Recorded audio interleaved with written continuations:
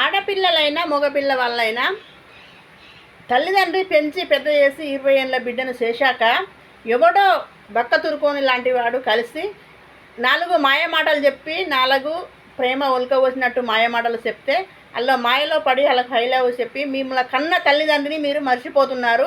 ఒకసారి తల్లిదండ్రుల గురించి ఆలోచించండి. మీరు అలా తప్పుడు పని చేస్తే తల్లిదండ్రి వాళ్ళు మానాన బతికేటోళ్లకు వాళ్ళు ఒక అమాయకులైన తల్లిదండ్రిని మీరు రోడ్డు మీదకి తెచ్చిన వారు అవుతారు.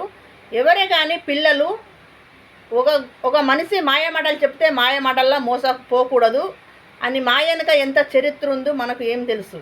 అందుకని తల్లిదండ్రి చూసిన అబ్బాయిని పెళ్లి చేసుకోవాలి.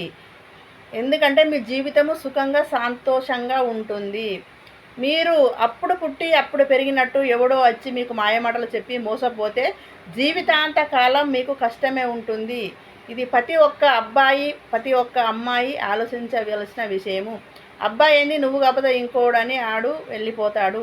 కానీ అమ్మాయిది ఒకసారి పేరు ఖరాబ్ అయిందంటే చాలా తల్లిదండ్రికి తలవంపులు వస్తాయి. కాబట్టి తల్లిదండ్రి మిమ్మల్ని కష్టపడి సాదారు పెంచారు.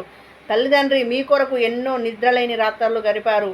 మీకు కడుపు నొచ్చినా కాళ్ళు నొచ్చినా ఏళ్ళు నొచ్చినా నా బిడ్డకు ఏమైందని ఎన్నో మీ గురించి బాధపడ్డారు. ఎన్నో నిద్రలేని రాత్రులు గడిపారు.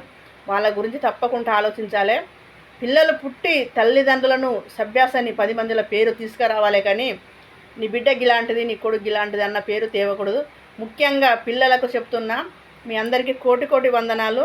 తల్లిదండ్రుల దగ్గర డిస్కస్ చేయండి. ఏదైనా ఎవరు ఏదన్నా ఏం జరిగినా మీరు తల్లిదండ్రులతోటి మాట్లాడండి. మాట్లాడినాకనే డిసిషన్ తీసుకోవాలి. ప్రతి ఒక్క అమ్మాయికి చెప్తున్నా, మీ అందరికీ కోటి కోటి వందనాలు. నా మాట వినండి. మీ తల్లిదండ్రులతోటి పాల్పంచుకోండి.